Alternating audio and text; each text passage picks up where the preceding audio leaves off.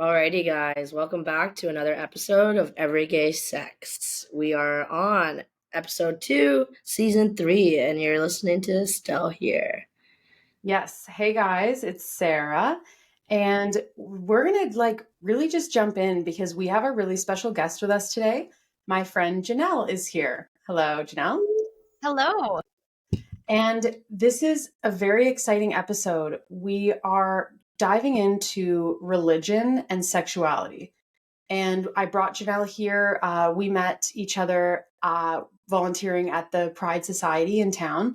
And she has a very interesting background and a really great perspective on religion and sexuality and growing up in a religious household and, discovering her sexuality, all these really cool topics. And so I invited her on and she accepted, which is crazy, but she accepted. And so we're super excited. I'm going to start with a quick bio for Janelle and quick pronoun check around the table. I go by she, her, Stel. Yeah, she is fine. Janelle. She, her for me as well. Julien. Him, he. Sure. Perfect. I just wanted to, we haven't done that for a while, Stel, and it's good to do that when we have guests. So, Yeah. All right. So, yes, everybody, listeners, welcome our guest of honor, Janelle. Janelle is a mother, wife, dog mom, and works in finance at a nonprofit. She's passionate about mental health, women's health, and sexual education.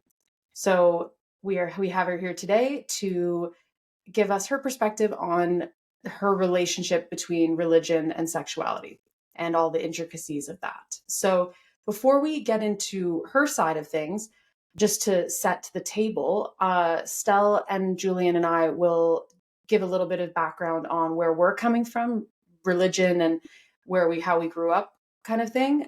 Just so Janelle has an idea of where we're at and what we're coming with to the conversation. So, Stel, do you want to go first? Sure. I am a Latino, so most Latinos are Catholic or something like that, which is what I am, I guess. Well, I personally do not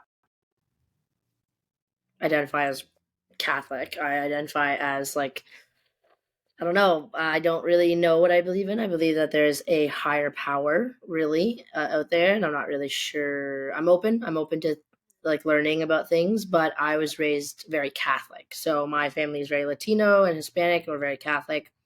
My parents went to church all the time. I was in a Catholic elementary school, Catholic high school, and it was very difficult for me kind of identifying who I was sexually because I was in a lot of denial, kind of being like, oh, I can't be gay, can't be gay. My parents are so religious. How the fuck am I going to tell them?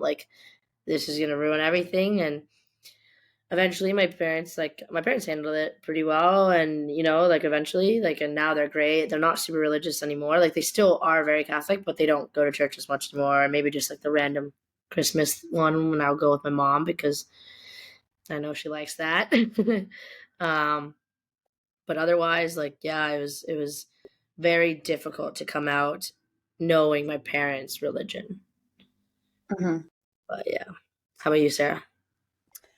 I'm not religious at all. My family isn't religious. My immediate family's not religious at all. Never, I've been to church a handful of times with friends or distant family. And at this point now, I would say same kind of boat that I believe that there's something higher and a higher power. But when I fill out a dating profile and it asks my religious affiliation, I would say spiritual because I'm way more into the meditation and the yoga and the Buddha and all that kind of stuff than any sort of religion. So Yeah. I'm not religious at all. So. Okay. And Julien? Julien, what about you? I'm also Catholic Latino. Sorry, albino. They're very pale in the winter. Yeah, I grew up super, super Catholic, and when my mother lost both her parents within 3 months in '95, I was 12. She got even more Catholic. We were kind of go to church every Sunday kind of family, but then yeah, I don't know. It's kind of to feel connected to her parents. She got uber Catholic, and Yeah, but I'm zero religious now whatsoever for a long, long time. But I still, interestingly enough, fun fact, and a lot of us do this for some reason, I still pretend I go to church every Sunday to my mother. No way. She thinks I go, maybe not every Sunday, but she thinks I go to church on a regular basis. So then, like, when they visit, I have to, like, go scope out the local churches, pretend like I'm, like, a regular there. Like, That's wild. yeah. Idea. That's crazy. Well, that's a lot of pressure. Yeah, seriously. Yeah. All right. Super religious growing up, but also my mom, it's funny, these things, she would have these hard stances on certain things, but then when it's close to home enough, a lot of people overlook certain things. It's funny, like they latch on to certain things that are non-negotiable, but certain things that are maybe a little closer to home, they'll overlook. Kind of pick and choose. That was, anyway, my experience at home. Like, it was funny, when you started dating, you wouldn't be allowed to have sleepovers or whatever, then that would soon, it just didn't matter, It was kind of like they'd have to, like, bring it up that it was an issue and against religion, but then they would just kind of, like, let it be. Mm-hmm. Interesting. That is interesting. Yeah. Okay. Hmm. So now we'll move over to our guest here. Tell us about your journey with religion and sexuality. Just a small topic to start. Oh. I Yeah, love seriously. listening to those. Yeah. Yeah, thank you for sharing. I think something that I noticed was a through line of kind of everybody's stories is just how much openness there is on the other side of, like, the buzzword around this kind of thing right now is deconstruction. So kind of the process of deconstructing the faith that you grew up with. And I think for most people that I've talked to that have done some sort of deconstruction or who never really had a faith based in a religion in the first place, they have this openness, which to me is very beautiful because it's very new, because a big part of the religion I grew up in was it's very fundamentalist. And so you have to know exactly where you stand on every single issue. And that's not supposed to change because it's supposed to be an objective, arguable truth, and it doesn't change based on culture, it doesn't change based on opinion. It's just, this is what the Bible says, and the Bible clearly says this. What I've learned coming out of that is the Bible isn't clear about anything. Like, everything is negotiable, or you can argue different points kind of from different perspectives. And even if you just look at the history of the church, like, not that long ago, and still in some churches, women aren't allowed to speak at church.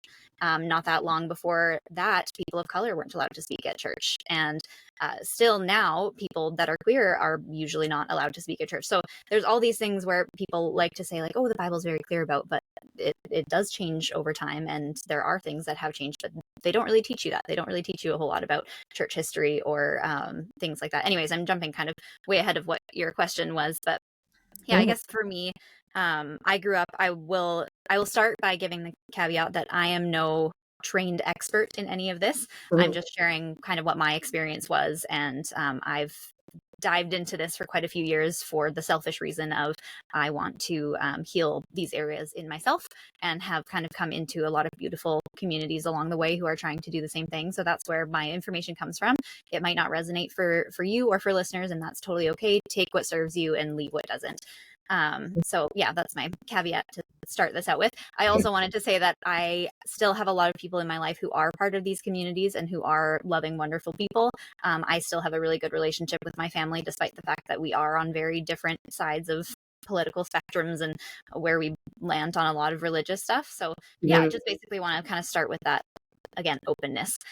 For me, I grew up in evangelical Christianity. So that was at the height of purity culture. I don't know if anybody has experienced purity culture or if that was a thing in Catholic religion. Not to that extent, where like there's like specific things you guys did, right? Like steps and.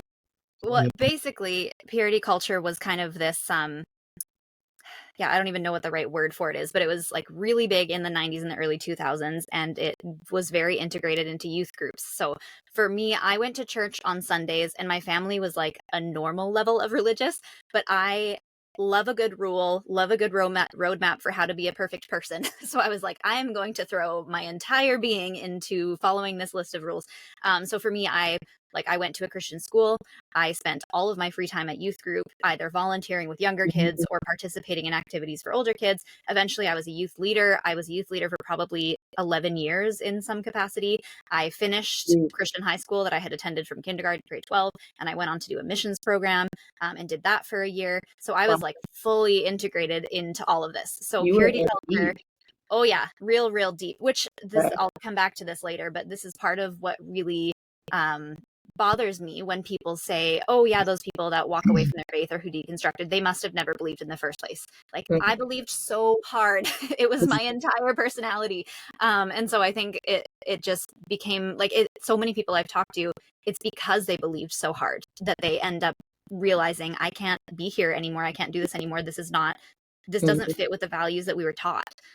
So yeah, anyways, back to purity culture. So it was basically this whole concept of God calls us to remain pure until marriage. And different people had different views on what purity culture, what purity meant. But for me and my youth group and kind of what we were called to, it was this combination of virginity was like the ultimate thing and the ultimate gift that you had to present to someone, but it was always skewed a little bit more towards the woman needs to present it to the man. Like the pressure wasn't so much on the boys.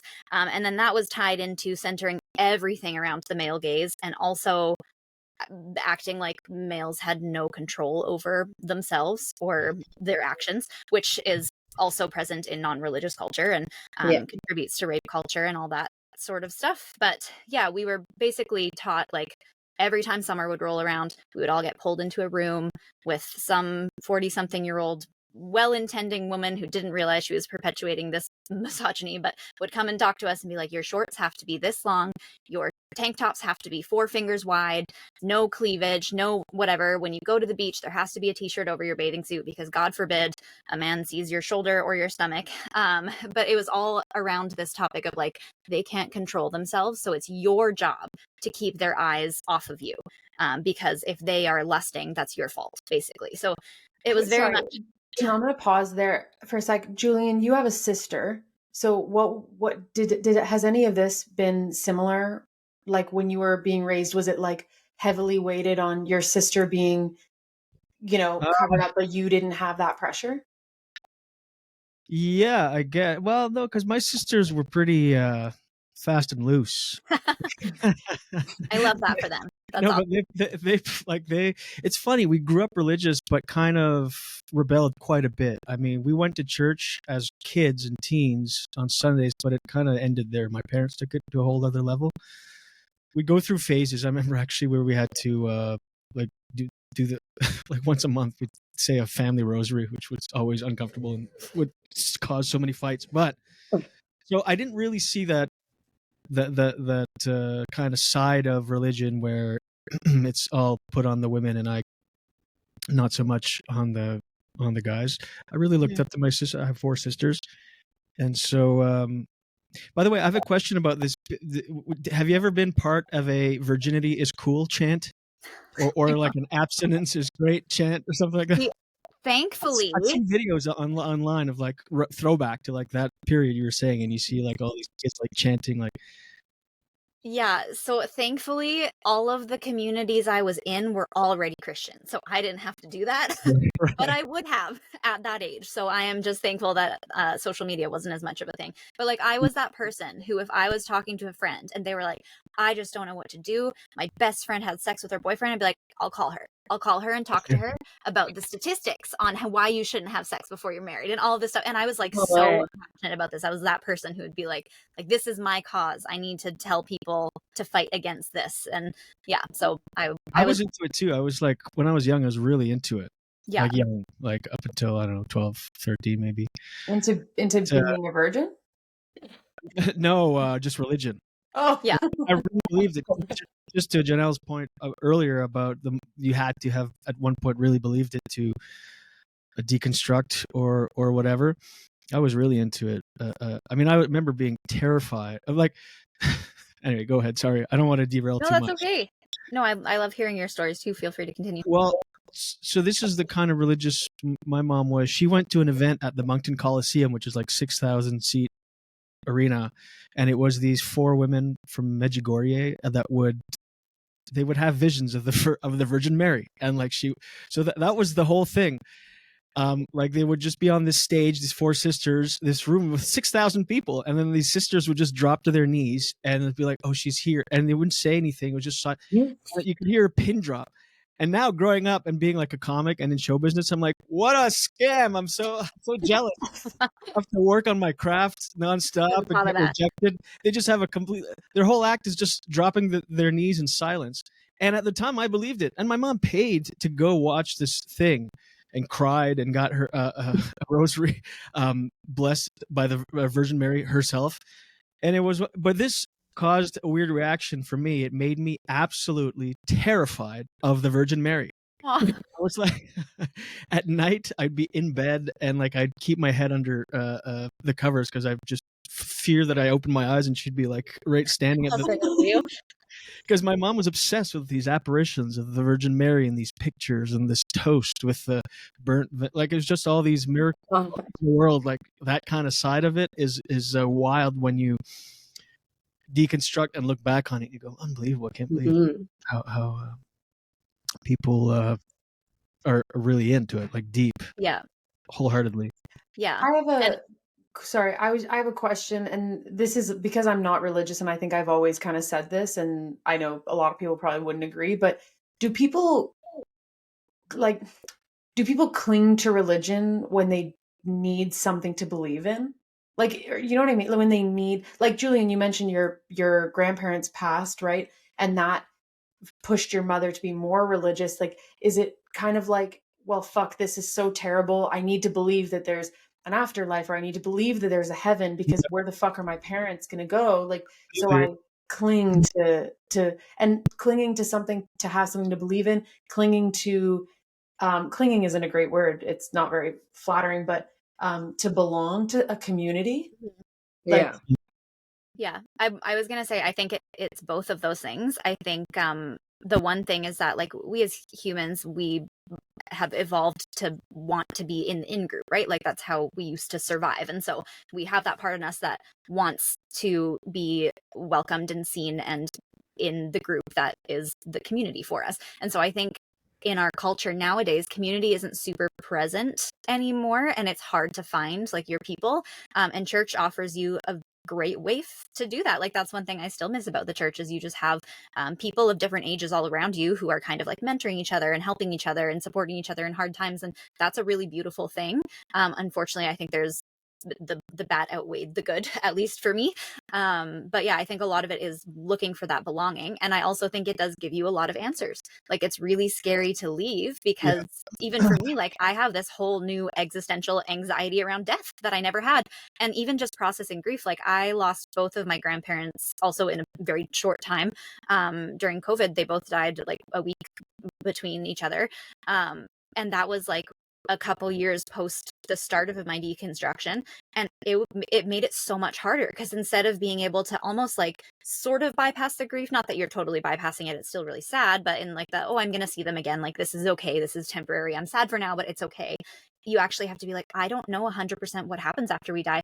I don't know if I'm ever gonna see them again, and like that loss is really hard.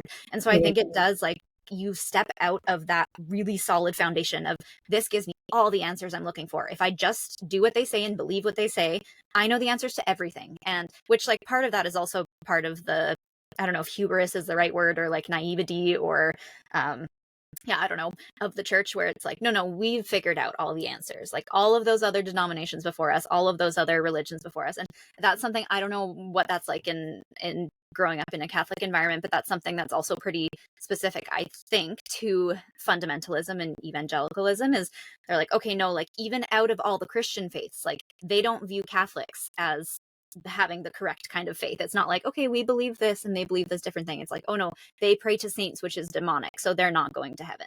So it's so much like, no, it's this tiny sect of Christianity, we have it figured out. But then even between churches, there will be like, oh no, but they let women preach, so like they don't have it figured out. So it's really like, yeah, the in-group is so small in this branch of Christianity, which is also just really interesting. And yeah.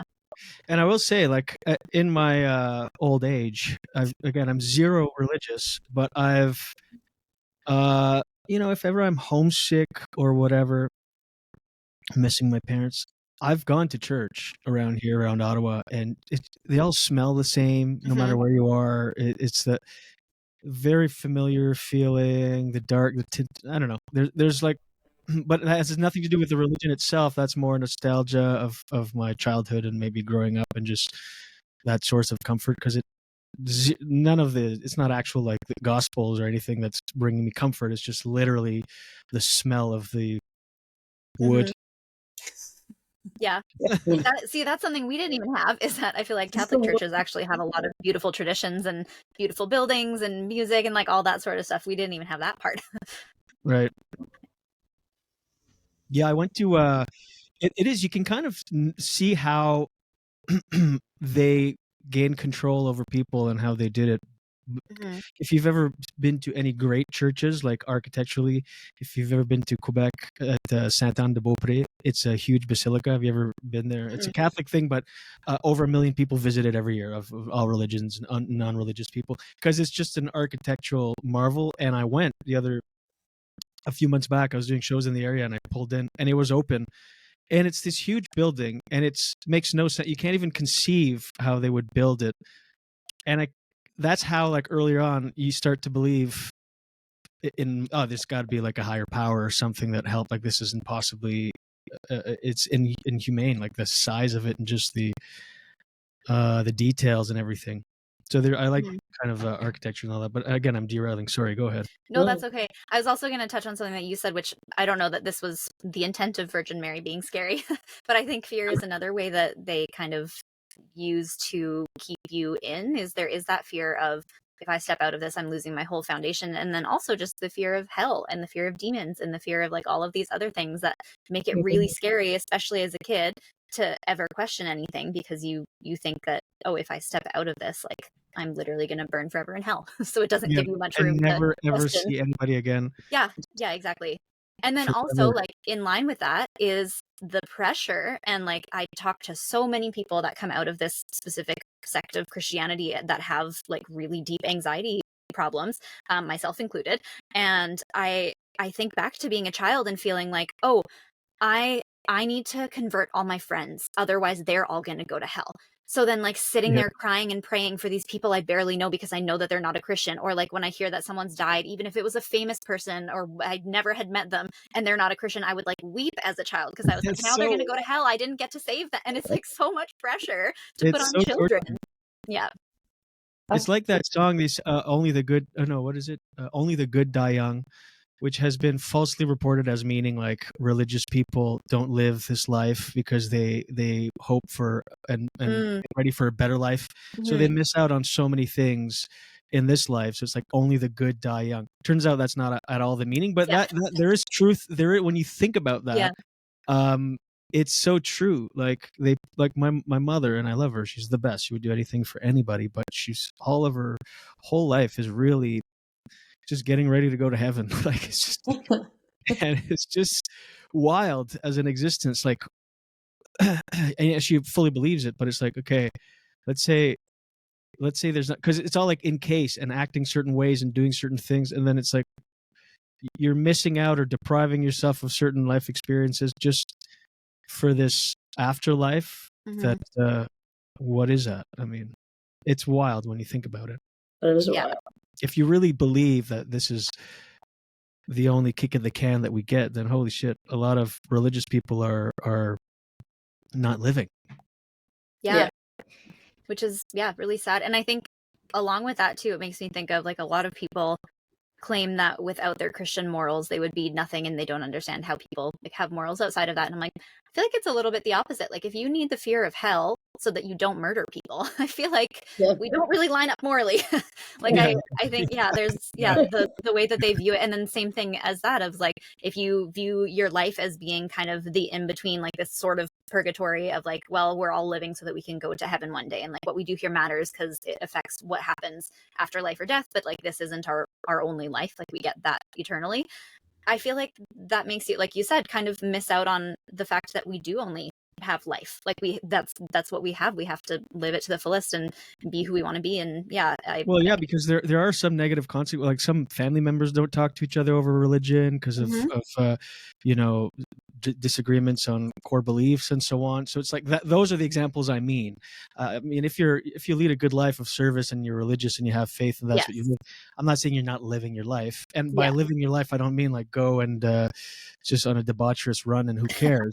I just mean like, you know, when people have such strong beliefs anchored in religion and that they cut ties with family members over their beliefs or whatnot, it's such a waste of life and time. And for what? For this, because you think you're right and you're gonna get to go to this heaven place. It's just that's what I mean. So I don't want to, like, obviously my mom, for example, who's very religious, has a rich life and she finds great joy in serving people and helping her family, doing anything. And I think that's part of the hard part about like sorting all of this stuff out afterwards, is that it'd be way easier if we, well, I don't know, because I feel like that would be more traumatic, but if we came out of some sort of cult and then we could be like, okay, everything in there was bad. Like we can just throw it all out, start fresh, do some therapy, move on. Whereas with this, I mean, still do the therapy, but with this, I feel like there's still so many good things in there. So it's harder to sort it out because it's not black and white where it's just like, okay, we're just going to like block all that out and move forward. It's like, no, the living a life of service is how you live a meaningful life. Like that's a huge part of how you find meaning in your life. However, like you said, if you're going to cut off your entire family because you don't align exactly in your religious beliefs, you're missing out on a life with your family. So yeah, I think it's a lot of like in this conversation, I feel like there's a lot of yes ands, where it's not one or the other. It's yes, there was some good stuff in there and there's a lot of really problematic stuff in there. And so it's important to kind of take everything you've learned and look at it and say, okay, like whose voice is this that was telling me this? Where does this belief come from? Does this belief serve me? If it doesn't, we can set it aside. If it does, we can integrate it. And that's a hard process to do and takes a lot of time, I think, especially if you have any trauma tied to any of that. But yeah, it's an important process. Yeah.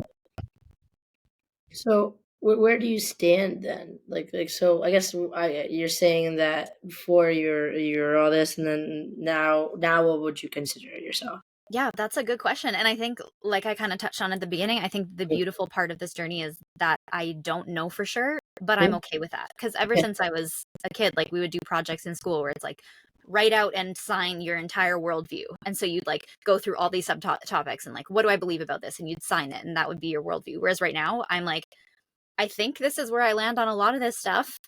And I don't know if I'm going to change my mind, but that's also okay. And I think that should be the way that you approach it, because why wouldn't you change your mind if you learned new information and you gained new insight from new people's stories? And like, as an example, there's a ton of stuff that I've changed my mind on from what I believed when I was younger, because I heard stories about the harm that it caused with people. And I just couldn't, I'm like, okay, so we follow this Jesus who is all about supporting people and like standing up for the poor and standing up for that, like all of these things that we claim Jesus was. But then we're treating people not that way and we're causing harm. So why wouldn't you take that and realize, oh, I don't believe this anymore because of the direct harm that it's causing? So yeah, I don't know if that answers your question, but I think I've kind of landed in a place of openness where I do still believe that there is a higher power, and I do still often refer to them as God. But I don't think that it is like the literal man that I grew up believing that it was. And there's so many things that like you can just see the patriarchy woven into the structure of the church, where it's like, I remember growing up and being like, oh, God doesn't really have a gender.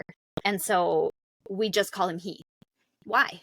If you call God she, it's like heretical, and people would be like, oh, that sounds a little new agey. Like, what are you talking about? But it's like, well, if they don't have a gender, why do we have to call them father? Why do we have to call them he? Why do we have to portray them as a man? Like, it's just things that I never really thought about until I stepped out of it. I'm like, oh, that's kind of weird.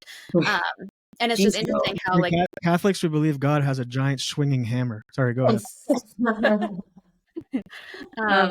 Do you still like go to church and stuff, or? I do not. I left the church in 2018, and that was a really hard part of my process because I was so integrated into it. And I think for a while there, I was just looking for something to replace it with. So we would watch sermons online. I'd be like, okay, I'm going to find an affirming church, which they do exist. Affirming, I don't know if that language is around in non-religious culture, but it basically just means like affirming of the LGBTQIA plus spectrum, that they can be Christians as well.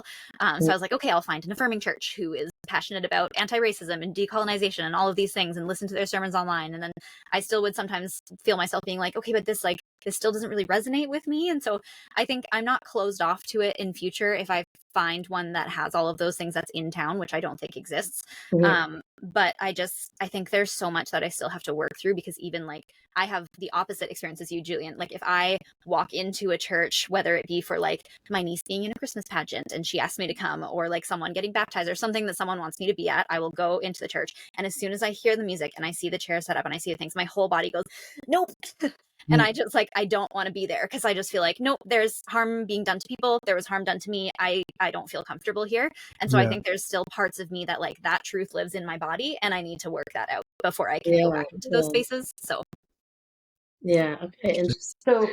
So you said 2017 was when you left the church? 2018. 2018. Yeah. Okay. Yeah. And so now you don't go, do you still watch things online? I will occasionally. I think I'm more in the I like the informational side of things, so I'll find podcasts that kind of help deconstruct and help kind of make sense of stuff and process like the ex-church stuff. But then I also am very much, like you had said, Sarah, at the beginning, more into the like I've always found God in nature. And I think for me, trying to be intentional in my nature walks and like be a little bit meditative and pause and like look at the trees and look at the things, because to me I feel like I can't, which I know people land on different sides of the spectrum on this, but like I can't look at all that and feel like it was not intentional, like just with the beauty of it. And so for me, that's a feeling that I still have, and that's a thing that I still believe. And so that's more where I would find kind of that spiritual connection, or through music. And even though it's not the same music that I would listen to before, which was like very explicitly Christian lyrics, now it's like just instrumental music and meditation and things like that. So I think that's kind of where I find that spirituality nowadays. And I find that spirituality around nature and being in the trees and being by the water, I find that way more happening here in Vancouver, on Vancouver Island, versus when I was living in Ottawa. Because now I'm the same way. Like going out for walks feels different than it did before. I don't know if that's just because nature here is so like just everywhere. like beautiful and everywhere. But I agree with that being a big part. And it feels like all the friends in my circle align with that. Like when we're out for walks, we'll just stop and just like observe and kind of be in that space. And I didn't do that before, but I definitely do it out here. So that's I was going to say too, if it's okay if we kind of steer the conversation back into the purity culture stuff, I feel like there's probably a lot more to touch on in there. I don't know if your listeners have experience with that, but in case they do. But yeah, basically just I've kind of highlighted what purity culture was, but what that looked like for me was the conversations, like I mentioned, of what you were and weren't allowed to wear. But it was also kind of this idea of boundaries. We were obsessed with boundaries, but not in like a good way. We were obsessed with, okay, what's your line? What's allowed to be touched? What's not allowed to be touched? What does God say is okay? What's not okay? And this pressure of every time you had a normal sexual thought or urge or something, feeling like you're a bad person because you couldn't control your thoughts. And God tells you to take every thought captive and you're supposed to be doing this thing. And not realizing like there was all these parts of normal sexual development that were happening that I thought made me a bad person. And I think that's a part of our learning as well, was just like, it's the Bible talks a lot about, and churches talk a lot about, this kind of warring between our spirit and our flesh. And so it's so disembodied. And I think that's part of the healing process, is getting back to that embodiment and realizing that you are a whole person. Your body, your soul, your everything is a whole person, because it was very much like, oh, your body's going to try to lead you astray. Your body is bad. Your body is sinful. Your soul is what you need to follow. So like you don't, like you go against those fleshly desires, you go against those things, when really it's like, now I understand, oh, that was all normal sexual development. That was all normal human development. Like that was all important pieces of growing up that I felt I had to control because I wasn't allowed to feel them. And like I made a purity pledge when I was 16. It was kind of just like a thing that everybody did, only to find out later that I was one of the only people that actually was doing it, because a lot of people would just have sex, feel shame about it, promise to never do it again, and then do it again, and then feel shame about it. And this cycle, whereas like I was so afraid of getting found out all the time that like I was just afraid to touch any of that.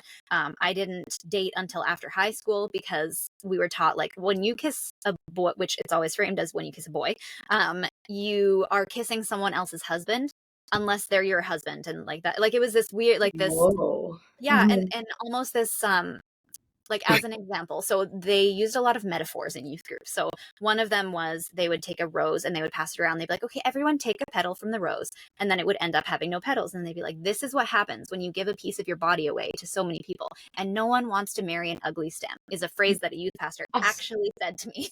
I'm an ugly stem. Let me tell you that, right? Oh, me too. It's fine. Ugly. Yeah, but even like they've used the chewed up piece of gum of like, who would want to chew this once everybody else has chewed it? Like that's gross. Or like a piece of paper where it's like you're ripping pieces of yourself. And there's this narrative that like when you are intimate with someone, whether it's sex, whether it's touching their crotch area over the clothes, like anything, you're giving away parts of your soul and you're losing them. And it's the same thing as the concept of virginity, which is a completely like, it's a social construct. It's not, there's not like a medical exactly like what it is. And like, even especially, I'm preaching to the choir, I'm speaking on a queer podcast, but when you look at queer sex, it's like, it's not just like man penis and woman vagina. That's sex. It's a whole spectrum of things. It's a whole spectrum of intimacy. It can look like whatever you want it to look like. Whereas for us, it was just like, it's like a line and it's like these steps. And then this is the ultimate step. And that has to be saved for your husband. And the line for what you're allowed to do actually has to be way over here. Otherwise you're losing pieces of your soul. And now looking back, I'm like, wow, like how reductive to look at it as I've lost all these pieces of me because I kissed all these boys or I did all these things, rather than look at all these experiences where I gained understanding of myself and what I like and what turns me on, what doesn't turn me on, and like what kind of a person I want to date, what kind of a person I don't want to date. And like I love my brother very much. We have landed on very different sides of the political spectrum and of the religious spectrum. He kissed his wife on his wedding day for the first time, and she did the same with him. Neither of them had ever kissed someone before. It was like that was the first time.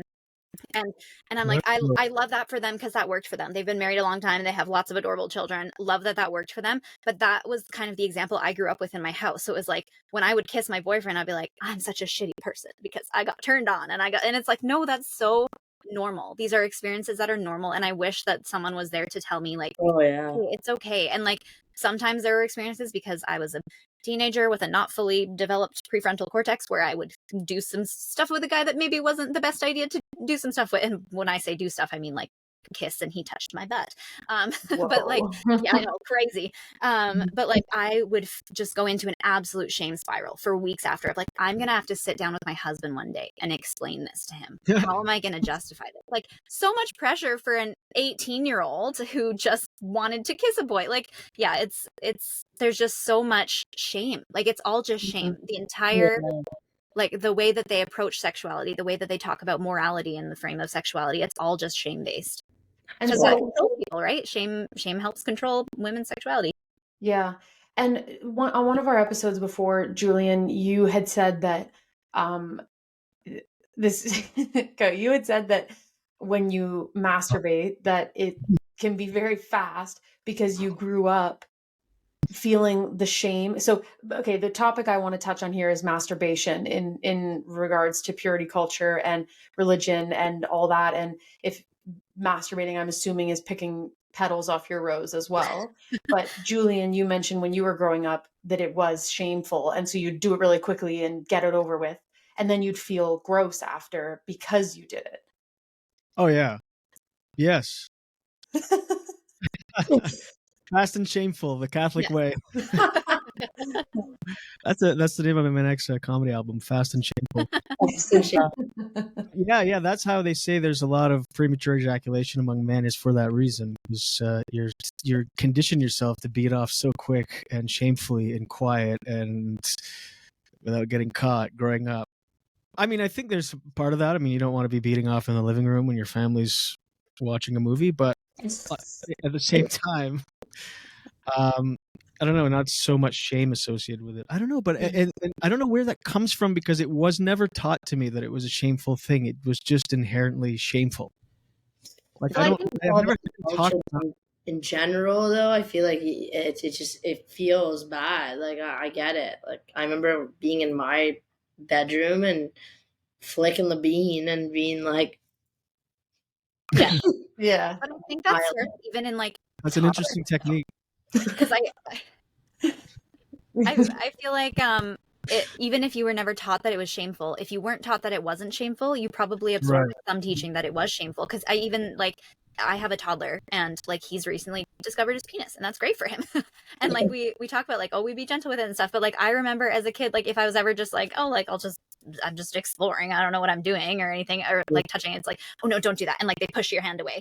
And it's like, it's important to maybe, like you said, you don't want to be doing this in a living room in front of people. But maybe just saying like, hey, I see you're trying to explore yourself. That's really awesome. I love that you're doing that. It's your body. And as long as you feel safe to do that, like keep doing that. We don't do that in front of people here because that's a private thing for you. But if you want to do that in your bedroom, as long as you're being safe and gentle, like that's totally fine. Like that actually brings that intentionality of like, oh, it's okay for me to explore myself. Even if you don't really remember those conversations, I feel like it was very much a like, don't talk about that. Don't touch that. Don't whatever. And then like, even like in movies and stuff, if you see any sort of things and your parents are like, oh, close your eyes, don't watch that. It creates that like, oh, I guess this is bad. This is shameful because there's not that open dialogue of like, hey, this is normal and this is okay. Yeah. So we had youth groups also during church when I used to go, and I'd be sent like all the kids would be called out, and we'd all go down to the basement of the church, which sounds weird now, but and like all sit around and do like activities as like a youth, like as youth people, as kids and stuff, and I just remember looking around and being like, what the heck am I doing here? And I remember hearing that though, that it was just like never okay and that it was just shameful. And I did hear that, so I did think that, but also I was just extremely curious and very rebellious, so I didn't really care. But I do remember them saying like that was a sin. So I feel like, Julien, you had sisters, I had a brother. I feel like, and Stel, well, we all have siblings and of different genders.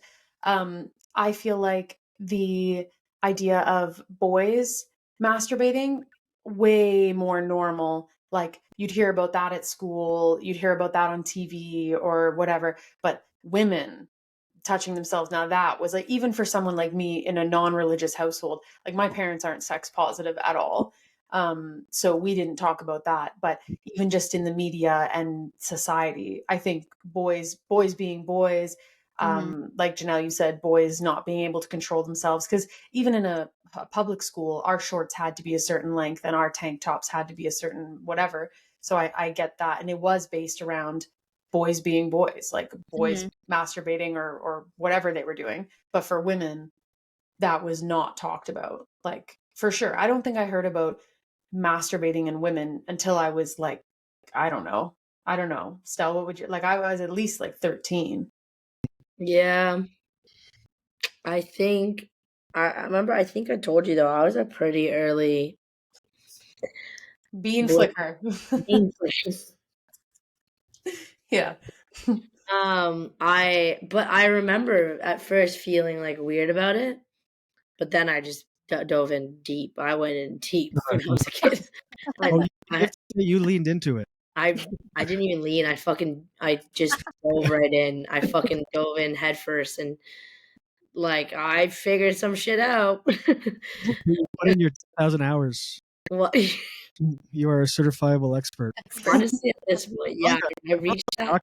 In bean flicking by now. I reached that expertise at like age 15. Like, yeah, like not even like it was. I started very young, like at like I think probably like 14 years old, 13 years old. Like That was you on your own finding parts of your body without any exposure to people talking about it. Like I would say for me, nobody was talking about it in a good way or a bad way. Nobody was talking about it at all for 14 women. seems older though, like not that young. Yeah. Like Still, I for think guys, and like I honestly maybe it was earlier to be honest, because I can't remember much of my childhood because it was all a blur. But blocked for it out. guys, it starts young. For a guy of like boys, it starts pretty young. Like at 14, I had already moved on to banging the space between the mattress and the box spring. I was bored on my No hand. way. No way. Did you really? Oh yeah, yeah. You would fuck the mattress and the box spring. I used to use pillows when I was a kid. Yeah, as a kid, you do anything. Like You use what you got. that's the Yeah. thing. There's an old joke from a comic that he goes, if there was like a warm hole in your house, just like a random hole, like within like pretty quick from when you move into that house, a guy will fuck that hole. Like either sober or you get home drunk one night. It's just like Oh my god. That's jokes. Okay, what else? Where's the let me just put you on the spot, Julian. Where's the other than the mattress and the box spring, what comes to mind as a young kid of places that you got off? Like without your fruit, hand? the common one, like cutting Fruit? a hole in a fruit. Yeah. oh, I've never done a Like a have I ever done watermelon? a fruit. No, I've never done a fruit actually. Julian, yeah, I've never done a fruit. Yeah, Slides the watermelon away. yeah, pretty good actually. I gotta run. Cut to me in the produce aisle, like feeling the watermelons. And to see the density of them. Other than that, I think again when you're a kid, you do some weird, freaky shit. I fucked the toilet seat once. No, you didn't. Yes, I swear to God. When I was That's 10 years old. I think that's the extent of it. Toilet seat, probably the couch cushions too. At some point, and when I say probably, I'm just softening it. But yes, absolutely the couch. You're sick as a kid, like as a young kid, and when you're not taught about it, it's just you do it all the time. Yeah. I did it a lot. I feel like I even want to reframe this conversation as I don't think that's sick. I don't think you were a weird kid. I think that's normal because Yeah. you have Just these like urges. seeing You that have, for comedic purposes, but yeah, obviously, Yeah. no, for sure. Wow. That's I wild. one guy that I was talking to when I was in Australia, he had told me, I guess I asked him a similar question. Like we must have started talking about young boys masturbating wherever. And he had said Right. he used deli meat like on either side of his hand. Ah, a lot of food. Bologna. Like yeah, I picture ham, but then I Some picture prosciutto. You'd have to prosciutto. prosciutto. Yeah. Spicy salami. Oh my god. Anyway, I think that yeah. I don't know. But then I thought ham because some people compare that to like vagina parts, like like So, roast like, beef. yeah. People would say. Oh Like, my god. anyways, that's all. Someone tell you that? You what? Someone asked me that. They're like, "What color's your roast beef down there?" And I was like, "What?" what? Recently? Yeah, it was a man. So Yeah. I was Oh my goodness. Yeah, where did you meet this fine gentleman? Like, I was just, he is clearly not dead. Yeah. this guy that lives in the dumpster. That is the turning point. I'm actually straight now because of that. yeah. Mm. Did you answer him? No, I just was like, What was the answer? I didn't answer. Yeah, Yeah, just curious. Yeah, Anyways. just for context. oh my god. um Hey, I'm so sorry. I gotta run. Yeah. But keep going. You guys keep rolling. Thanks for coming on. So nice to meet you, and Nice to meet we'll have you. you on for part 2. And enjoy the rest of the conversation. We'll talk soon. Okay. Okay, bye Julian. Okay, so Janelle, I have a note here that when we talked about when and why you left the church, we're away from the roast beef, circling back to religion and sexuality. A few questions or Yeah, we've got a few more questions, less about deli meat. So I have a note here for that possibly reading a bit of a passage that relates to leaving the church. Do you want to expand on that? Yeah, absolutely. So quick plug for a woman that I met long ago when I was in the evangelical circles. She was a speaker at a youth conference I was at, actually. And then she deconstructed and I followed her on Instagram, and it was like around the time that I did. And so anyways, she's an embodiment coach / like somatic practitioner who does counseling for people that have a history of religious trauma or purity culture and things like that. And I guess one little other I guess, caveat I would say as well is I talk about trauma a lot and religious trauma. And I think trauma is a word that is possibly overused now, but also I think it's important to talk about because I grew up thinking like, well, nothing crazy happened to me in my family or in the church or things like that. Like there's people with horrific stories of abuse and things that never happened to me, so I don't have trauma. But I would have these trauma responses. One of them, as an example, being like my husband, when we were dating, loved the show Game of Thrones because he's a fantasy guy. Like he loves to read fantasy books and stuff. But like as most people know, Game of Thrones has a lot of nudity in it. And so when I would watch with him, I would literally have to sedate myself with either like medication or alcohol because I could not sit there and watch a naked woman come on the screen while I was sitting with him without going into full body panic. Like my hands would start shaking. I would like start to black out. My heart would go really, really fast. I would feel lightheaded. And that's a trauma response because of what I had learned in purity culture. And I didn't know that. I thought I was just like weird or broken. And like all of these things where it's like these like little T traumas, I guess you can call them, where it's not like one major event. And Gabor Mate is an author and I think like professor or researcher or something, but he talks a lot about this, how trauma is not what happened to you, it's what happens in your body when something happens to you. And so even if it's not this definable event where it's like this big abuse scandal happened and like that's why I have all this whatever, it's these like years and years and years in your developmental years where you're being sent all of this messaging and your body remembers that messaging. And so when you're an adult, these things will come up and you're like, I don't know where this came from. And it's like, oh, I know where it came from now. Like I know where this came from because I grew up in that. So anyways, long way to introduce her. I did some sessions with her when she was doing the embodiment coaching. So that was really helpful. And then she wrote a book. And so this is something that I feel like captures a lot of what I feel about leaving the church. And it's called Your Body is a Revolution.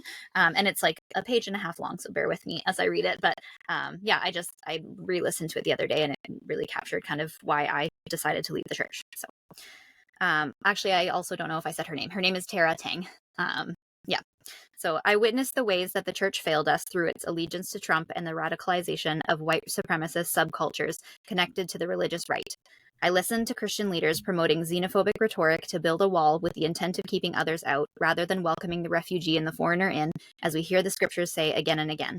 I watched as millions took to the streets to decry institutionalized racism and violence, unapologetically pleading for Black Lives to Matter, while many pastors and congregants stayed within their homes and denounced critical race theory and simultaneously uplifted thin blue stripes on their American and Canadian flags. I saw Christians legislating violence against trans children who bear the image of God in their transformation, forgetting that Jesus himself crossed all biological understanding to be both fully human and fully God, a transformation that many of us still do not understand. I listened as priests spoke of their support of the horrific Indian residential school system, declaring that some good was done in those death camps, even as thousands of unmarked graves were uncovered on church property, and survivor stories revealed how the government and church worked together to take Indigenous children from their homes through forced assimilation and forced conversion. I watched as those who I had once sat in church with refused to wear masks in a pandemic to protect the immunocompromised among us when we all had been raised in Sunday school to hold the value of protecting the least of these and defend the most vulnerable among us. I watched in horror as every core value of loving our neighbor and doing good by those who harmed us was disregarded and tossed aside by those who once proclaimed the same faith as I. I realized that I could no longer align myself with such communities anymore. It was not that my values, my theology, or my worldview had changed. It was that somewhere along the line, the people who taught me my Sunday school classes were no longer embodying the values that they were teaching through sermons and flannel graph. I could no longer find Jesus within the stained glass walls of the church. At some point, he had left to march alongside the people in their wounding, their grief, their mourning, and their cries for justice. So at some point, I followed him out the door and I left. Wow. Yeah. That's powerful. Is she the writer? Is she American? No, she's Canadian, but she has because a lot of that was in relation to yeah. Like thing because Trump came up right away in that one. Yes. So this was in like 2020, 2021. I think that she was starting to write a lot of this. So okay. Yeah. All the time. Yeah. Wow. Yeah. That is because I do feel like in my head, I do correlate a lot of those bad things like with people who are mega religious. Like, and I know that that's not an opinion that would be, people who are religious with, I understand not everybody that's religious is also a Trump fan. Like I get that, but there is a heavy but there's correlation. A lot of overlap. Yeah. So, okay. Well, so that's great. That gives another like, deeper view on why you left. So thank you for sharing that. Yeah, no problem. Yeah, I feel like it just kind of captured it really well. And again, like I said at the beginning, I know there's churches that are doing a lot of good. I know there's people that are very well intentioned, but I think for me it was also like everybody kind of has their one thing. I feel like that pulls at the thread and then that unravels everything. And so for me it was inclusion of queer people in the church and the views on that, and like the specific situations that happened with me is I found out that there was like a couple things that happened at the same time, but one of them was that I found out because I used to sing on the worship team at my church, and there was a couple guys I was close to on the worship team as well who just all of a sudden left. And I was like, why did they leave? And then it turns out they had posted some support in Pride stuff, and they had basically been told, you're no longer allowed to be in a position of leadership, so you can't be up on stage playing guitar, because God forbid your guitar makes the people gay. No, they didn't actually say that, but yeah, then they were allowed to stay in the congregation. They just had to step down, and they were like, fuck that. Am I allowed to swear? Yeah, you guys swear all the time. Yeah, so they just left because they were like, we're not staying here. And so that was like part of what made me be like, why? And then questioning like, what does the Bible actually say about this stuff? What is about? And then it turns out like as I was doing a bit of history, and I'm not going to probably get all of the quotes and dates exactly right, but like the word homosexuality was added to the Bible in the 1950s as a method of control because people didn't want, like it was scary to them and they didn't want so if you look up like any of the verses where the Bible actually does talk about homosexuality, when it's being condemned, it's never condemning like consensual sex between people of different or of non-different genders, or like it's not condemning any of that. It's typically in the context of like, oh, it was the rape of temple boys, or it was like these orgies between families where not everybody was able to consent, or things like that. Like, and that's what people often like, they'll get mad at people for trying to like, oh, you're just like interpreting it just to justify your beliefs. And it's like, well, you're doing the same thing and your beliefs are pretty hateful. So I'm okay with twisting it to justify my beliefs if we go back to the core of like, who are we taught, who is God and what is God, and it's love. And so if your loving God is discriminating against this entire group of people and causing harm and like trigger warning, because we're talking about trauma, and like a lot of the church stuff is really hard for people to listen to and everything. So I just want to, but like we're causing teens to commit suicide at insane rates. And how do you not look at those statistics and go like, we're doing something wrong, even if I'm not yet totally comfortable with how the Bible lines up with this? Like, is it not more important? And I think that's part of the thing, is like they hold the absolute truth of the Bible above all else. And I had to get to a point where I'm like, I'm okay if I don't 100% know an immediate debate answer for every single point that people have. I know that for me, like truth feels like something in my body. And I know that for me, discriminating against this group of people and saying they can't be in the church because they don't believe the same thing, like that's bullshit. And I'm not going to stay somewhere where they believe that. So that's kind of how it happened for me. Okay. Yeah, absolutely. So before I get into my next question, we haven't really touched, like, you're here because you have the background on religion, but we've talked a lot about religion so far. How do you identify like sexuality wise? Because there is a reason why, right? That was an important part of our conversation. Yeah. So what's interesting is that the sexuality component is what kind of drew me out of the church. But at that point, I didn't even fully know and understand that I am bisexual. That's not something that kind of solidified for me until a couple of years later. And yeah, so for me, it was like, that was kind of the thing that pushed me out. Little did I know, a few years on, I would be on the town pride committee and be identifying as that myself. So yeah, so that's been like a relatively new development. And like, this is the widest I'm sharing it. So far, I have told like my husband, my best friend, a couple of other friends, and my boss, who's also my friend. That's like 5 people that know. So now, plus however many people listen to this episode. Yes. Well, we're happy that you feel comfortable, that you can share this with us, and you are in a safe space. So. Thank you. Yes. And I think that I said to Stel, I told her yesterday or something like, oh, Janelle's nervous about recording. Like, this is a big thing and whatever. But I also think it's going to be really freeing for you to be on this platform talking about this kind of stuff. And like for you, like on a selfish side, for you, it's going to feel good it will feel good. Yeah. To talk about this and be your authentic self on a stage. Yeah. But then also for all the people that are in the same situation as you or a similar situation, that were raised very religious and are kind of thinking, maybe I'm not straight, maybe there's something more to this, and hearing somebody talk like you about that journey, I think it's going to be really inspirational to a lot of people.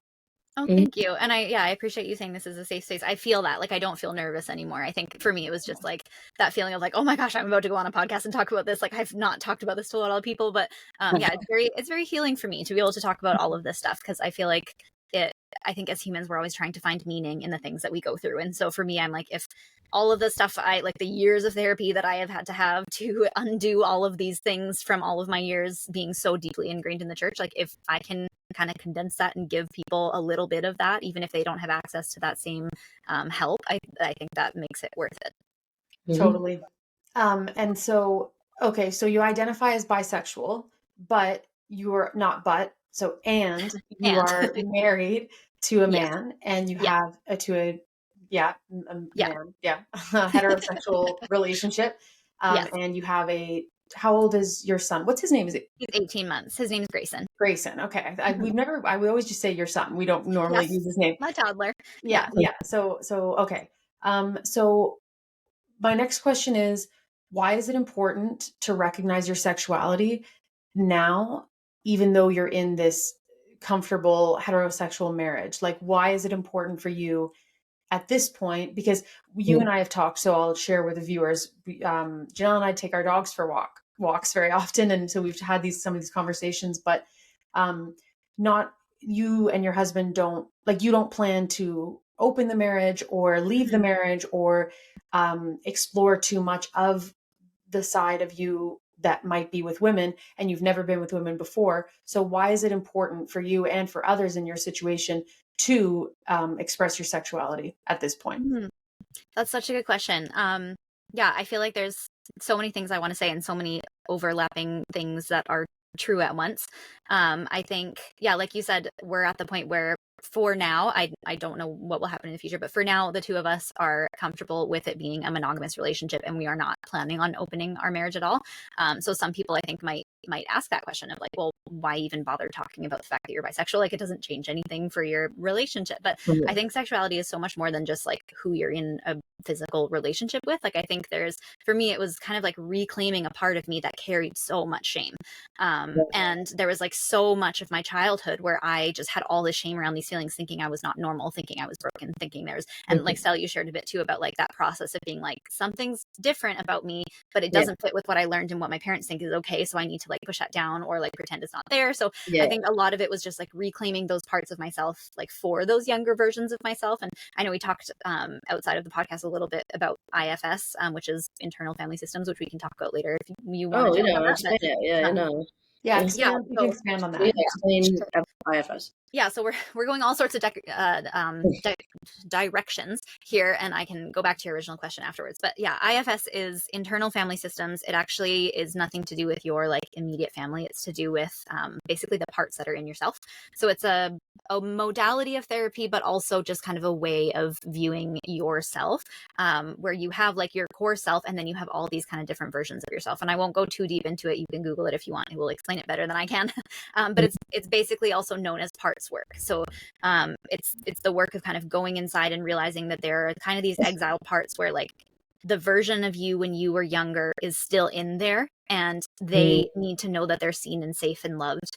Otherwise, they're going to continue to like get triggered and bring forth these very, very strong emotions and reactions until they know that they're safe and loved and okay.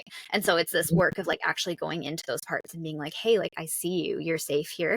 You don't have to run or hide or all of these things. And so that's been like a beautiful part of the work as well, in identifying as bisexual and being able to go back to those parts of like, hey, you're not sinful. Like there's nothing wrong with you. You're not broken. You're seen and you're loved, and this is a part of who you are, and that's okay, and that's actually really beautiful.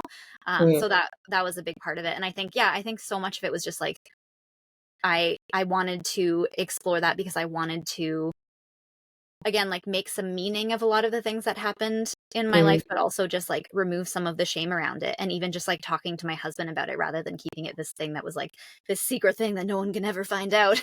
I feel like that's important when you're saying, when it comes to like it's like about keeping it open in like your heterosexual relationship, like marriage right now, and it's like, and you're still talking about it, but it's like it has. I feel like you said that makes a point. Like it has to do with your inner child, pretty much, right? Mhm. Like that's that inner child needs to continue to know that it's fine. Yeah. Yeah, totally. Yeah. Okay. Yeah, I think there's a lot of me too that like I think being bi and like I'm a baby bi. I'm new to this, so I don't know, but I think there's sometimes a bit of a stigma around being bi that it's just like lesbians that haven't fully come out yet. Yeah. And I know that that's like some people's experiences. Like it feels a little safer sometimes to like explore bisexuality and then realize like, okay, no, I am attracted to female presenting people. But I think for me it was like I didn't even know that bisexuality existed when I was young. So I would like have these fantasies or these feelings or these whatevers or these experiences of like experiences with like childhood friends and stuff, and then I would be like, okay, how do I make sense of this? And then I would like cry in my bathroom thinking, am I secretly a lesbian? I'm going to be disowned by my family, like all of this stuff.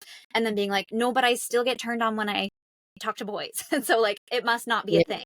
So it was just like, for me, it was A or B. It's like, well, I can't be fully a lesbian because I still like these things. So I'm just going to not even explore it at all. Whereas now it's like, it just feels like this wholeness of like accepting all of these parts of like, again, the yes and of like, yes, I like penis, but I also have all these other parts of myself where I am going to accept that as well because that's a part of me. And there are these other, again, back to parts work. But I think just like for me, going back and hugging those childhood parts and saying like, you're not broken, you're actually really normal, and this is actually really Nice. beautiful. That's good. I like that. So the main kind of reason, like the kind of focal point of why it's important to identify, regardless of the relationship you're in now, is the healing the inner child and, just normalizing it in your, because it is normal to be bisexual, but normalizing it in your own headspace. Mm-hmm. Yeah, Right. and I think that answer will be different for everyone. Like I think for some people it means a push to leave their relationship and explore other things. I think for other Mhm. people it means a push to have the conversation about opening up a marriage. I think for other people, or relationship or whatever it may be, I think for other people it is just that exploring of like these feelings and that removal of shame, or like making jokes. Even like it has become comfortable with my husband where we like make jokes about how if there's like a hot girl, it's like as much an appeal to both of us. Like it's Yeah. just it's part of just normalizing it. And again, like all of those little jokes that he'll make or things like that is like a healing thing to me because I'm like, oh, I'm seen and fully loved, and this is not a Exactly. secret Yeah. anymore. So Yeah, so you're pretty open with your husband then yeah. about sexuality. Do you talk to your family about it or? I do not. And I think that's something that I also like. I feel like there's so much shame tied into so many things where I also feel a little bit of shame around this, where I'm like, am I not as good of an ally because I'm not publicly out and I haven't had this conversation? And I recognize that there's a huge amount of privilege in the fact that I do have a heterosexual presenting relationship and I'm not publicly out. And so I don't face any of the discrimination that anybody else on the spectrum would. So I think like that is true. Again, back to this yes and for me, because it doesn't affect like who I bring home for Christmas dinner or how I live my life, at this point, it doesn't feel safe in my nervous system to have that discussion with my family when there's not really a great outcome. I think for me, 100%. it's something that will probably come out later in life, or if ever, say, for an example, one of my nieces came out or something like that, I would be like, Yeah. yes, me too, in support of Yeah. them. But I think for now, I just like my family. I I will add that I love my family very much and we have a really great relationship, but there are many things we don't talk about. Mm. They know that I'm on the Pride Committee. They know that I am an affirming person, but we don't talk about it because it started out with when I was first exploring those ideas, it became a bit of a debate. And then I was like, this is not going anywhere. They're not going to kind of understand where I'm coming from. I no longer believe where they're coming from. So it's just off the table.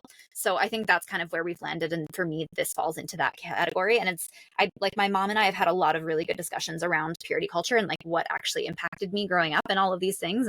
And she's been really open to a lot of it. And we've had great discussions. Okay. I don't really talk to my dad or my brother about any of this because like any of the sex stuff was very like taboo growing up in my family. Yeah. Thankfully not with my mom because she's a nurse and was all like I got zero sexual education from school other than, again, a little peek into purity culture. In grade 7, we did a program called Passport to Purity. So it was like this thing where you got an actual passport and you'd like fly around to learn all these things and get stamps and whatever. And then you'd have your purity passport at the end. And they didn't teach you shit about actual sex or like even, I know this is even true, like outside of religious upbringings as well, as like pleasure is never mentioned in sexual education ever, which again, like Sarah, you had talked earlier about how female masturbation was never talked about. It was like, oh, it's normal for boys. And so girls are like, do I like, literally, I thought that I had a sex addiction when I was like 13, because I was like, I touched myself and then I promised I would never do it again. And then 3 days later, I did it again. So I must be addicted to I must have an addictive personality and I must be addicted to masturbation. So I need to pray about this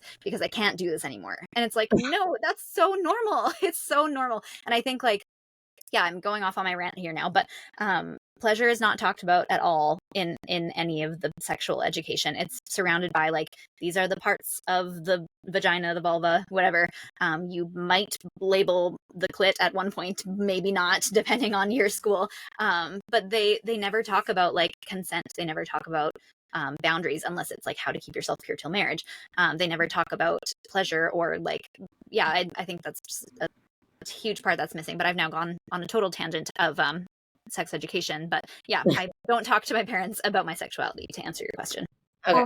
So just because I know this about you, and I'm sure you would share it here. So when you and your now husband were first dating, so I'll just share this fun fact about you with our viewers. So you guys lived together in an apartment, but you couldn't tell your parents that you were living together before marriage. So he kept renting his own apartment, and you guys paid for 2 apartments, even though you lived in one, literally just to have proof that you were living separately.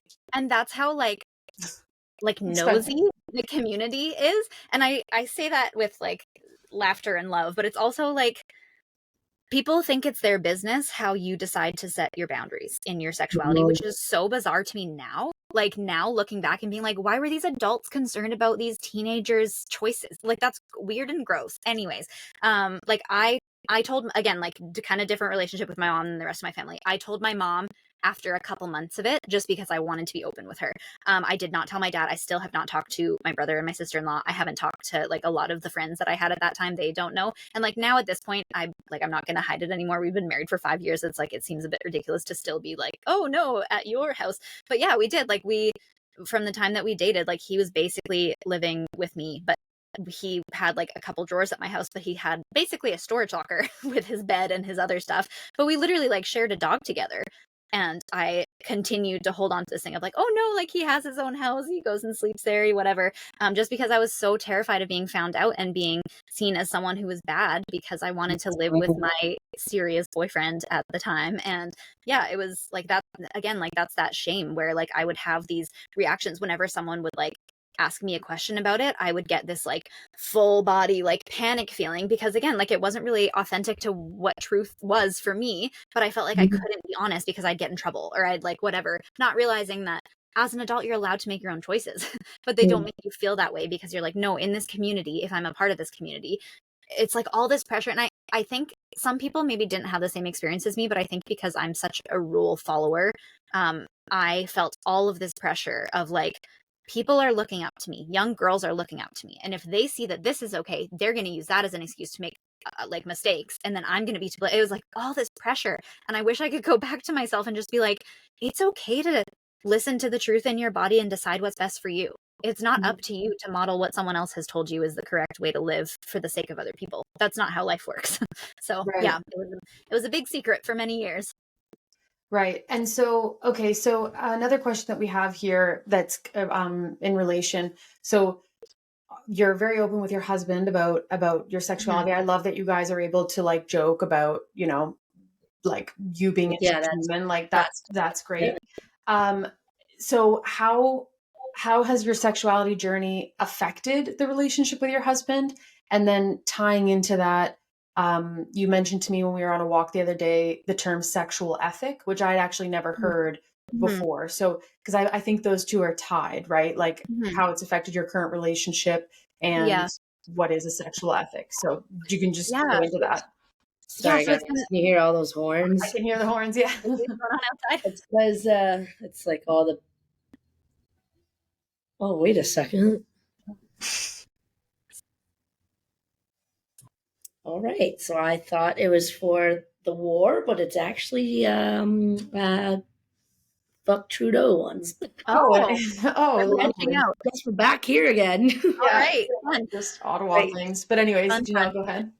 Yeah, I think it's been a really interesting journey, like going through all the things I've been going through within the context of a monogamous marriage, because it feels like we talked about a bit with bisexuality, it's like, why is it important to decide what my sexual preferences are and what's okay for me sexually versus what's not okay when it doesn't actually affect my actions? But I think it's been like a really healing thing for me, where like this concept of a sexual ethic. So what I mean by sexual ethic is basically like what I believe is okay versus what I believe is not okay. And I think for my entire childhood, teenagehood, young adulthood into my marriage, it was like nothing is allowed before marriage. We'll give some wiggle room for the in-between stuff, but for sure penetrative sex is not allowed before marriage. Once you're married, that's it. Like there's nothing that they, other than like you're not allowed to, like there's some shame in toys or like if you have an open marriage or things like that, but other than that they don't tell you anything about marriage. And so like not only does that like really screw with people's minds in a shame way if they had done anything before marriage, but that also sends people into some marriages where because consent and like what pleasure is and what a full body yes feels like versus when to listen to your no, because none of that is talked about. Like this sets the stage for like rape within a marital context, which a lot of people also don't talk about. And like the amount of like, sorry, I'm going off on another side tangent rant here, but like the amount of my friends that I've talked to that have had babies and don't feel at home in their body, don't feel sexual, don't feel ready to engage in penetrative sex after having a baby when they get that 6-week checkup clear, where they're like okayed to have sex, but they don't feel ready.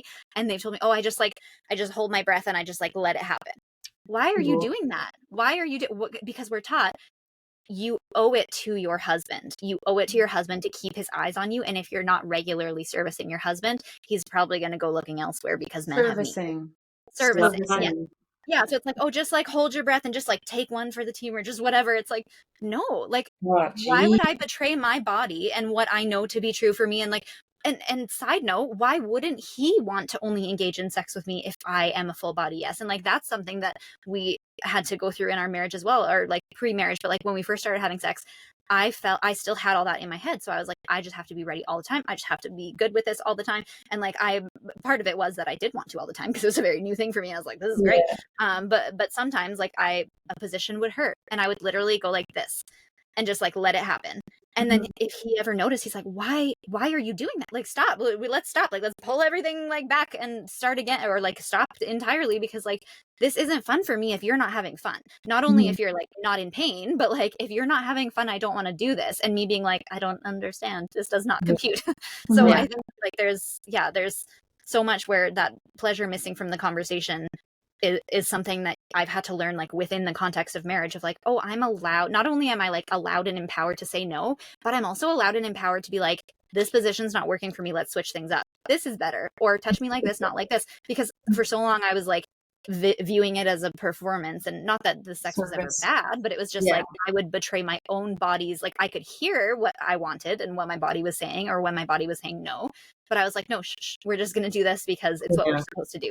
And thankfully my husband's wonderful and like helped me. I was just going to say that. Yeah. Your husband seems extremely supportive and like very good at that, so that's nice. Which like I don't know where he got that from, because he also didn't have the sex education, but like I think he just like, or talking to or like listening to your guys' podcast on I don't remember which episode it was, but about just how typically like girls don't come in guy girl scenarios, like guys don't stop to make sure. For them it's like, oh, I've finished, sex is over. Like, that is just like, and that's just what we're taught is like, oh, it's normal because it's like that sex is the duration that a guy has, whatever. But anyways, again, off on the side tangent, sexual ethic and why it's important in marriage. I think for me it was like I was always fed exactly what I was allowed to think was okay and what was not okay. And so for me, it was this process of being like, okay, hypothetically speaking, if I were single or if we had an open relationship or whatever, what do I think is okay sexually and what do I think is not okay? And realizing that, like, again, speaking on this theme of openness after deconstructing all of this like really rigid beliefs, I'm realizing that like the only things for me that are not okay are when the parties involved are not full body yeses. Like if there's any consent issues, or if there's any boundaries being crossed, if there's any dehumanization, like that is not okay. Anything else, like morally speaking, is okay. Am I going to go join a group orgy where everyone's like whatever? Probably not in the next like foreseeable future. That doesn't mean that's morally not okay. If Yeah. all of those people are happy to be there, great. That's amazing. And so I think for me that was a big thing, was like actually realizing that you don't have to, like, this is the other thing with a lot of the people that grow up with these beliefs, is like you judge everybody else for not believing the exact same thing as you. I'm finally in a place where I can go like, yes, I believe these things for me. Like, this is what's currently okay in our marriage and what we've agreed to and things like that. That doesn't mean that things outside of this are not okay for everyone. They're just not my thing. Mhm. And then also realizing like, okay, these things are not okay. Like when there is not consent, or when there is not whatever, like that's the no list of like what I don't think is okay in any context. But yeah, just that was kind of a process of like having to realize like it's not as clean cut as what I grew up with. And I'm actually like rejecting, again, talking about that, like bringing each thing down, trying to figure out like whose voice is this and where did we learn this from, and then deciding what to do with it and whether to integrate it or leave it. So yeah, I think that was a big thing for me as well, is just kind of figuring out what was okay for me. And this is a quick question, but is your husband religious? Was he raised in the church? No, he Not was at not. all. He like went to church a few times at the Catholic Church, but he was never integrated into spirituality. And an interesting thing is like he had been with other women before we met. And so I thought, oh, he's going to have all this sexual baggage because he has all these soul ties with all these other women. I'm going to have to help him sort through all of that, blah, blah, blah. Turns out I was the one with all the sexual baggage, because I was the one that would have like nightmares about exes and be like, what if he's comparing me to them? What if meanwhile he's just like happy to be in this physical relationship with me, not thinking about any of that. And like I'm there ruminating on all of this stuff and like panicking about all of this stuff and thinking I can't talk to him about any of this stuff. And it just, yeah, it really solidified for me that like just because you don't have the higher amount of people on your list or whatever, or the higher amount of experiences, doesn't mean that you are coming at it with like a clean slate, so to speak. And it's like those experiences now I can view them as like those are just parts of what made him who he was. And I think that it's beautiful that he had all these other relationships, whereas back then I saw them all as a threat of like something that had taken away a piece of me. And I think like it's true for masturbation too. We talked a little bit about this earlier, but like for me, I used to see it as like, oh, this is something that takes away from my relationship with my husband. So why would I ever masturbate if I had a partner? Because that takes away from what I'm experiencing with my partner.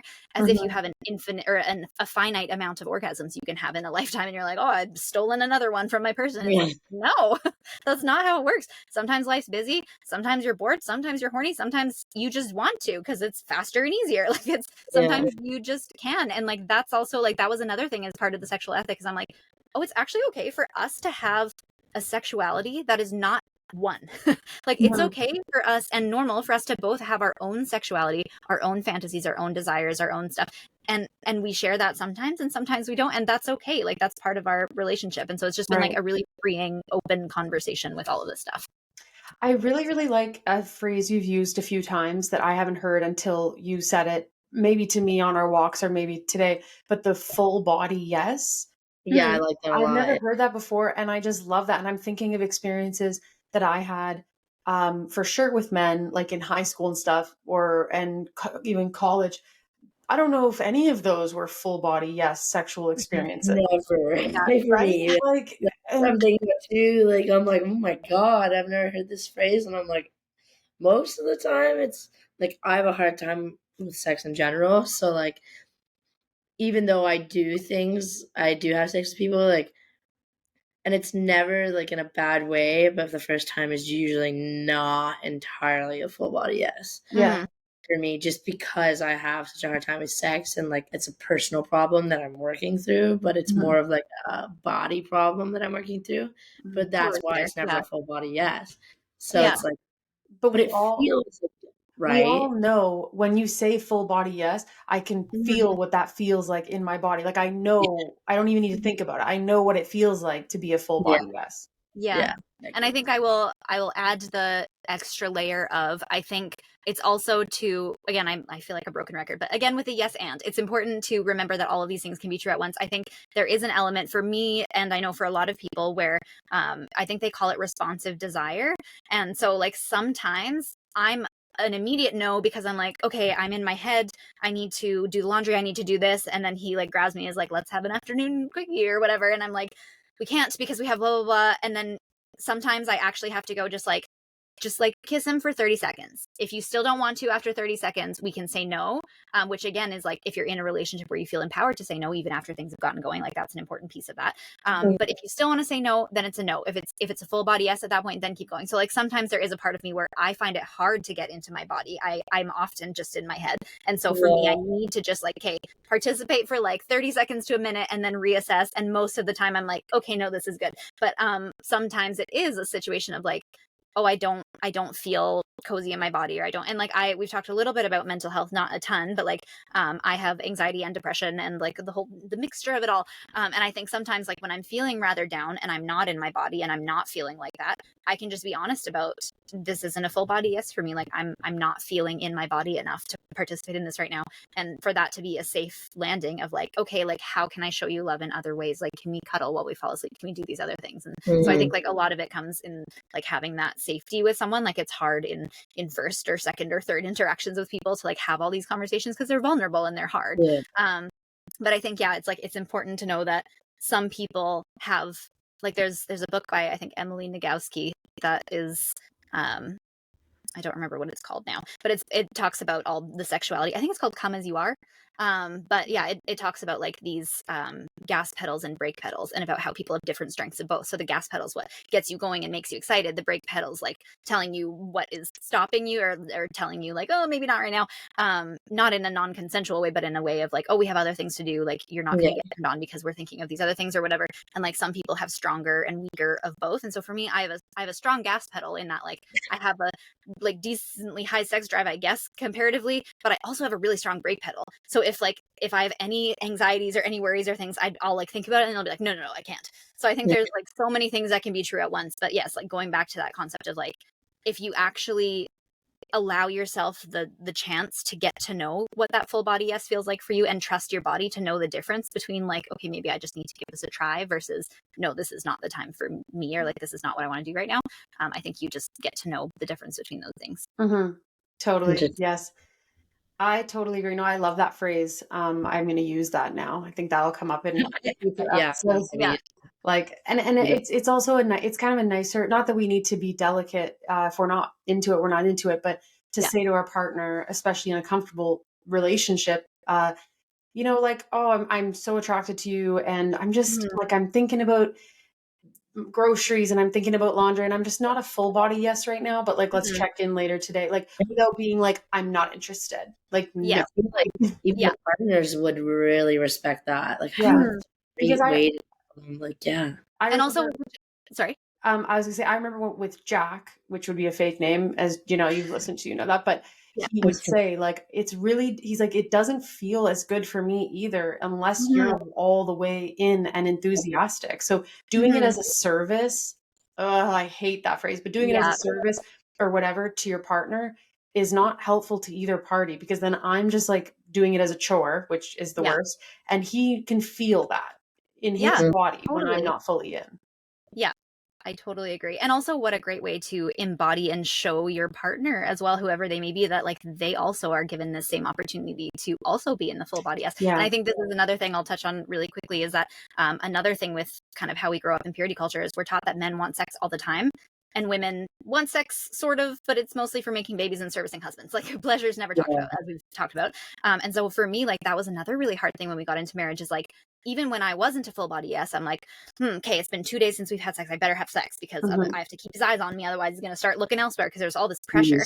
And sometimes he would be like, I'm really tired. Or like, I've had like or like if he had gone through something emotionally and he just didn't really feel up to it or things like that, I would immediately be like, he doesn't want me. He doesn't think I'm attractive. What is wrong with me that this man doesn't want to have sex with me? Because like, am I broken? And all of this stuff where I put all this pressure, not seeing him for being fully human in the same way as like we need to be seen as fully human, where it's not this like, and again, this applies more to those in man-woman relationships, obviously. But I think like there was also that reductive view of like men want it all the time, women don't want it. And so for him, I didn't give him the chance to talk about his full body yes either until I had figured all of this out, because I just expected he should be good to go all the time.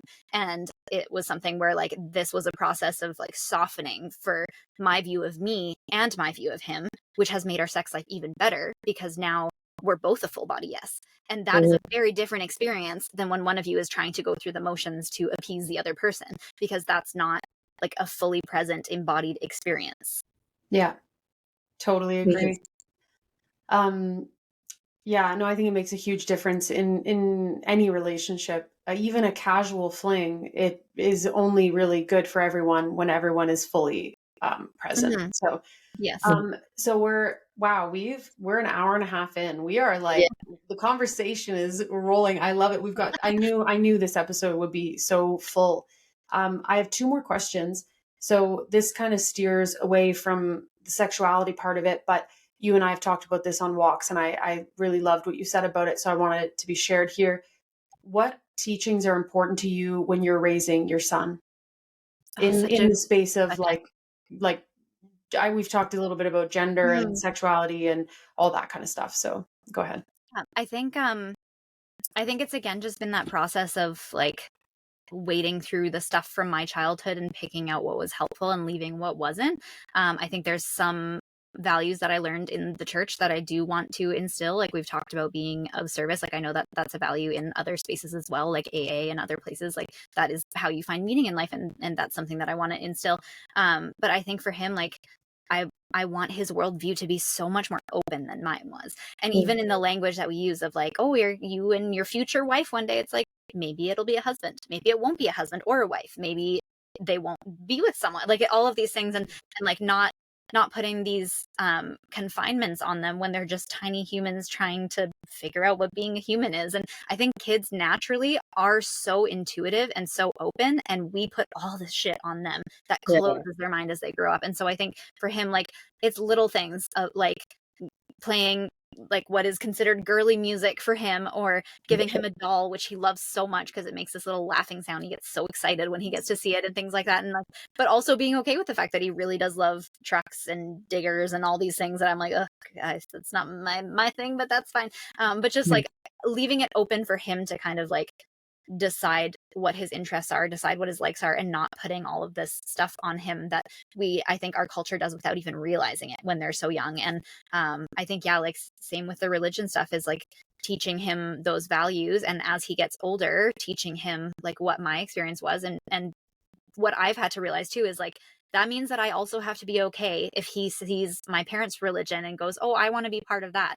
I actually need to be like, okay, I experienced harm and I will warn you about like these things, but you do that if you want to do that. And just like realizing that we can't put all of these things on our kids. And obviously it comes from a place of love because you want them to have a better experience than you had and be safer than you were, and all of these things that like they have to be allowed to make their own choices and their own mistakes and their own create their own journey. And I think it's just like, for me, when I really picture it, I don't have like a list or anything, which I normally do. It's surprising for me, but for me, it's just like an openness of him getting to decide who he is, because like he's such a beautiful person already, and I just need to get out of his way and make space for that rather than putting all these things on him. That's amazing. I love that. Oh, I love that. Wow. No, I love that. And that's why I wanted you to be here, is because your perspective, I keep using the word perspective, but on religion and sexuality, and then being married, but being being married and being bisexual, and then having a young child who you're raising and breaking down the barriers that you grew up with. And you're doing big work. Like even like raising the next generation, that's huge. So thank you for raising him in a way that is going to create a space that we all want to be living in. So thank you. I appreciate that. That's so kind. And I feel like it doesn't feel that way yet, because it's like, it's all in all the tiny moments, or even just practicing consent with him, where like if a grandma is trying to go in for kisses and I can see he's uncomfortable, we step in and set the boundary of like, oh no, thanks grandma, we don't want kisses right now. Do you want to do a high five instead? Do you want to wave? Do you want to do, and allowing him to see like, oh, it's okay. Because I remember that even as a child, like I think so many, especially women, when you're a child, you're taught to not take up space. You're taught to make sure everybody else is comfortable. You're taught to betray yourself to make sure that specifically men, but everybody is comfortable in the room. And so for me, that looked like, oh, kiss this uncle or do this thing. And like my parents, again, like I look back on a lens of so much love for them and an understanding that they did the best that they could with what they had. And even for them, they were like so far from what their parents were like. But for me now, I'm like, no, I'm going to do this very differently and give him the empowerment to understand that like he gets to choose and he has autonomy over his body at this age. And also we respect other people's autonomy of like, oh, mama doesn't want you to stick your snotty finger in her mouth, or this kid doesn't want you to touch them right now, so let's give them space. Or especially because like I've got 2 dogs, one needs a little bit more boundaries. So I'm like, oh, Arlo doesn't like touches, we just wave for Arlo. Timber likes touches, go touch Timber.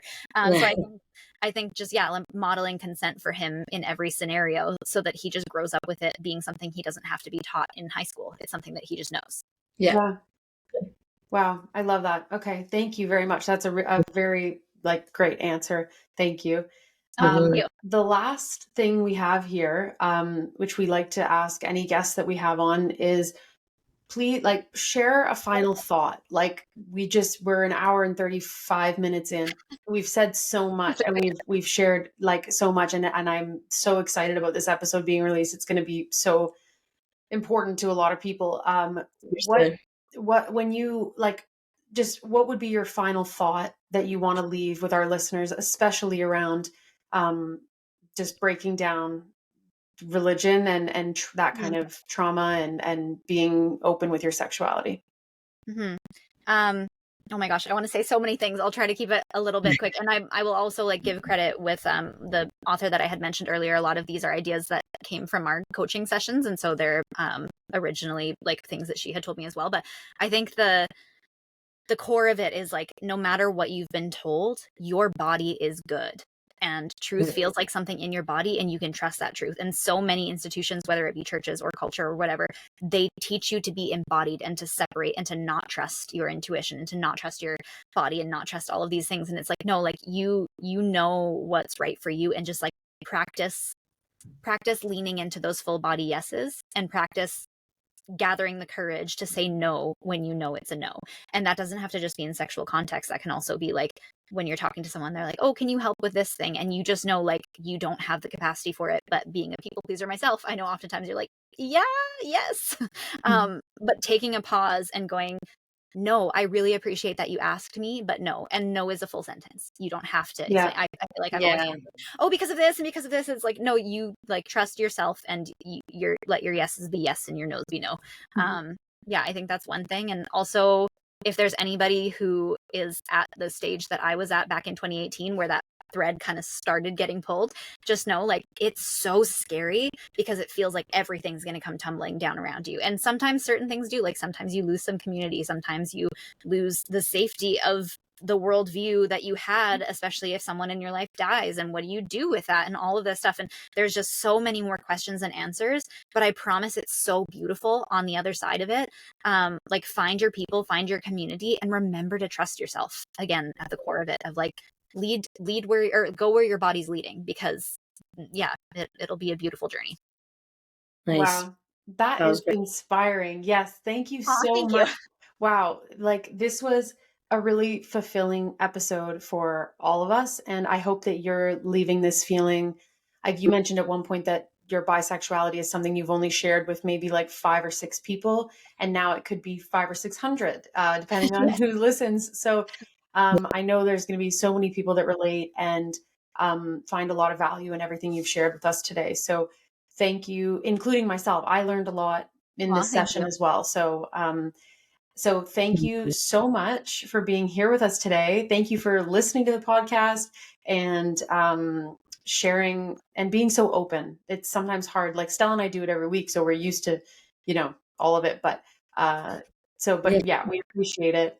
Stel, anything from you before we close off? Yeah, seriously, I think you touched a lot of topics here that I think I'm still going to be thinking about when I leave this podcast, but I really, really, it's really nice to see. Obviously, I didn't know you before, like when you were very religious and stuff, but it's nice to see this part of you because you seem very happy with what the Aw, progress that you've made. So Oh, I'm thank really you. proud of you, You're gonna and make me I'm cry. happy. But seriously, I'm very proud of you, and you should feel very good about where you are. Thank you. I appreciate that. And I will just echo the thank you back to you both because I feel safe being vulnerable here because I've heard you two be vulnerable on this podcast. And I think that, yeah, I often think I'm like, well, I'm not an expert. So why am I talking to people like I am? Like, I don't know what I'm talking about, it feels like. But it's also like there's so much power in just sharing your own experiences because sometimes 100%. people go through the same things and they feel alone. And that's so much of like, as humans, we just want to feel seen and heard and loved. And like we have people that have been through the same thing. So if that Yeah. helps anybody, then it's worth it. even if it helps one person, then it's worth Yeah. it. Yeah. Yeah, Because absolutely. Stel and I didn't think we had really anything to share when we started doing this either. And then we've got people saying, "Oh, you helped me come out to my parents," and like Yeah, huge which is life huge. things. So even though That's you crazy. Yeah. think like you don't need to be a classified subject matter expert or a Yeah. celebrity or whatever Yeah, like I to work in say finance. something. Yeah, no, right, no right. integration with any of this stuff. Yeah. Well, and Yeah. and then sorry, and just the last thing, when we first met on our first board meeting for the Pride Society, you had said to me after everybody left, you when it was just you and I think Kasaya, you said, Mm. uh, yeah, to be honest, like I didn't think I was queer enough to be here, and Mhm. that was when you said that was the moment that I said to myself, you're going to be on this podcast because Aw. that was when I was like, no, she has something to say here because what does that even mean, queer enough to Yeah. be on the pride because Yeah. because you're only, and I'm doing Yeah. air quotes for people that are only Yeah. listening on, like to be only bisexual, that's not Mhm. queer enough to be, representing Yeah. a lot of people. So no, I'm Which I glad think is that also like that's a stigma for bi folks as well, is that they oftentimes like they don't feel straight enough for the straight community, but they don't feel yeah, queer enough for the queer community, so they don't really know where to go. And like even just telling people like that's okay too. Like it's okay to just and I think too, like for myself, like I have had sexual experiences with friends that were girls when I was younger and I didn't know how to make sense of them until I was older. But like some people have never had a sexual experience with a girl. That doesn't mean you're not bi. That doesn't mean that you don't also have this as a part of you and have this attraction and have this whatever. Like it can look like however you want it to look like. And I think that's part of that stepping out of those boxes. And that's the whole point of like it's open. Mhm. Yeah. It's a whole open world. And like you can decide again, like listen to your body, what feels true for you. Yeah. Mm. Thank Amazing. you. That's amazing. Well, we'll wrap it up there. This might be our longest episode we've ever done. So I think Sorry, I talked so much. no, and I feel like educational. Mhm. It was very, very well said. And Thank like you. Julien said, we'll probably need to do a part 2 because I feel like we could have expanded more on Oh, everything. So yeah, maybe later on in this season or next season, we will have to have you back and have I a would love that. I feel like there's so many body things we didn't even get to touch on. Like, yeah, I yeah. would love to talk more about so many things. Okay. amazing. Okay, well, thank you for being here. Stel, thank you for being here. And thank you to our listeners. Tune in next week and every Wednesday for new episodes. And thank you all for coming. Thanks. Bye. Thank you. All right. Woo.